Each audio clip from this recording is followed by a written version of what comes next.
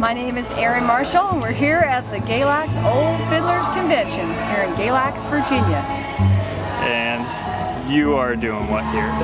Well, I'm playing the fiddle, and I'm going to be playing in a band a little later tonight, and a couple days ago I played in the fiddle competition, and just jamming with friends and, you know, getting together with people that many of which I only see once a year when I come to this place. So how did you get involved with music? Well, I don't remember learning to play music because I started learning when I was so young. I do remember wanting a fiddle really badly. When I was probably 5 years old, I think I was 8 when I got my first one, and I grew up in a musical family. Not here, quite far from here. I grew up in British Columbia, Canada, you know, Victoria, BC. But I think, like a lot of the people in this part of Southwest Virginia, I grew up with music all around me, and so that might explain why I've always felt at home here. So how did you end up here? Well, I guess it was over 15 years ago. I fell in love with a clawhammer banjo, an old antique banjo that was in one of the violin shops I used to work at. And I wanted to learn how to play it in the old style. I knew there was an older style than bluegrass, and I'd seen people come in and play that kind of clawhammer, drop thumb style, playing the banjo. And I went to great lengths to learn how to play that style of banjo. I had to take a ferry an hour and a half to find a banjo player in Vancouver, BC.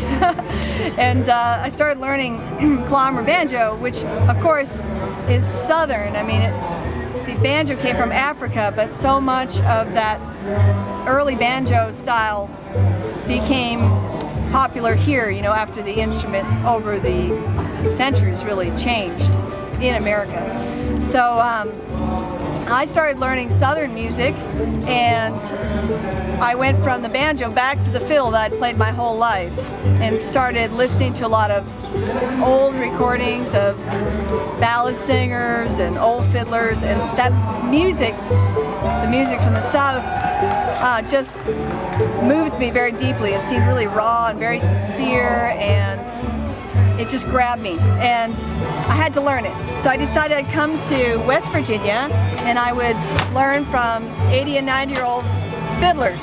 It's a bit of a dream of mine. So I started there, and I visited many fiddlers and singers. I did an ethnomusicology degree, and I wrote a book about them. And I came to Kentucky after that. I did an Appalachian Fellowship there, and I started Eastern Kentucky fiddle music. And then I came to Virginia, North Carolina, and now I live like 2 minutes from the state line. And I work at the Blue Ridge Music Center, which is built where 3 counties come together: Surry County in North Carolina and Carroll and Grayson County in Virginia.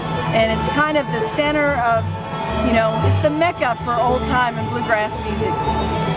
So you're living the passion right now. Music is really part of everyday life in this part of the world. You know, people are singing songs to their children, they're making music while they're working, they're playing music for their enjoyment. Music helps people forget struggles in their daily life. It really is a part of everyday life, and blanking here. That's all right. So I gotta go with that.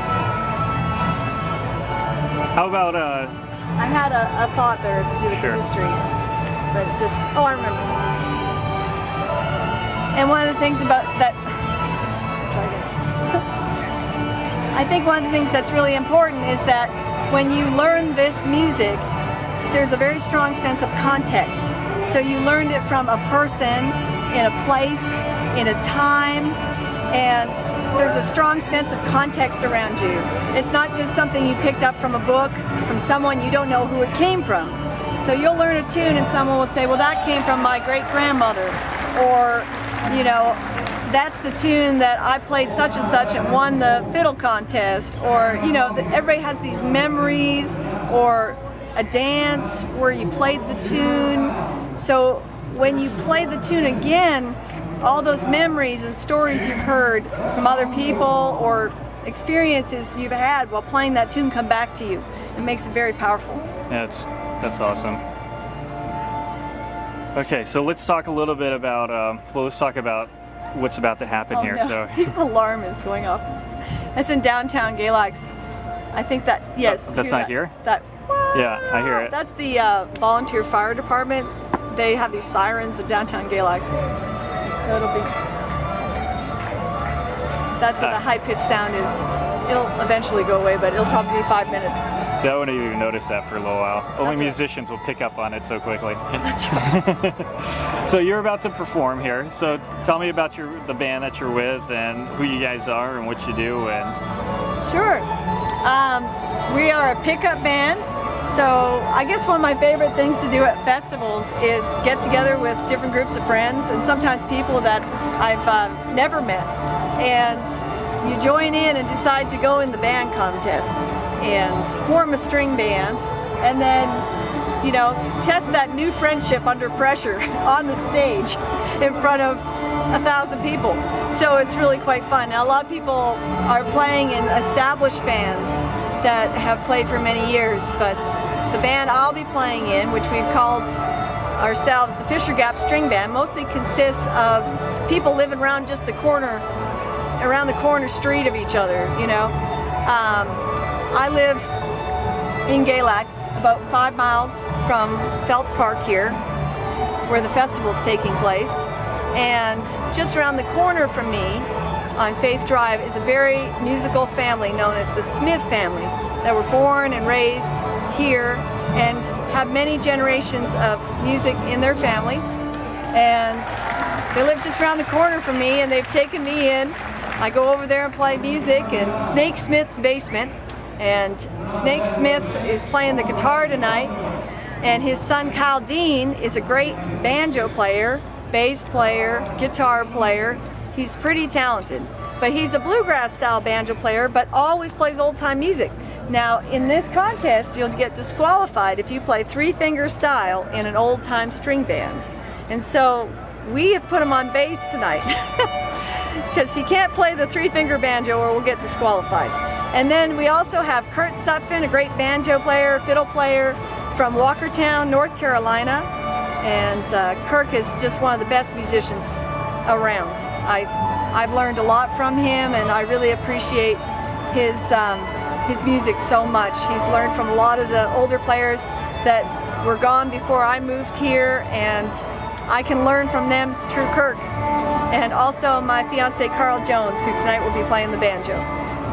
Well, congratulations on that. Thank you. So what are your feelings right now with this? I mean, what does this convention mean to you? And it's an honor to play at the Old Fiddlers Convention. It's the oldest, it's the 78th year. I've been coming here for many years now, and you know, it's an honor to get up on that stage. There have been so many great musicians that have been on that stage before and under the big yellow tent.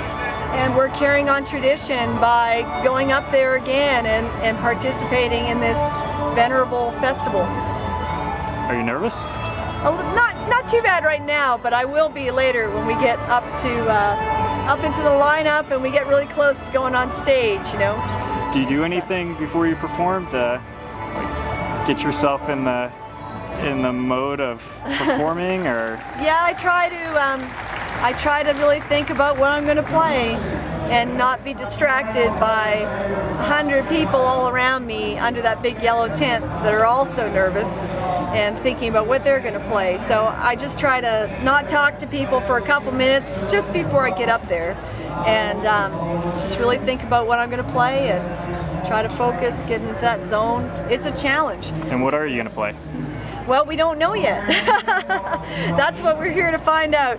And so, you know, we've got a few ideas, and a lot of these tunes, I think all the ideas we were tossing around are new tunes that I've just started to learn. So we're still making that decision, and that's kind of the fun. You know, I like the risk. You know, you learn a new tune, you're thrown in with a different group of people, you get up on stage, you just don't know what's going to happen. And for me, that's really fun. It makes me a little nervous, but it's kind of like going to the carnival and getting on the twister, you know. you get there and it might scare you to death, but you get up and you do it again next year. So.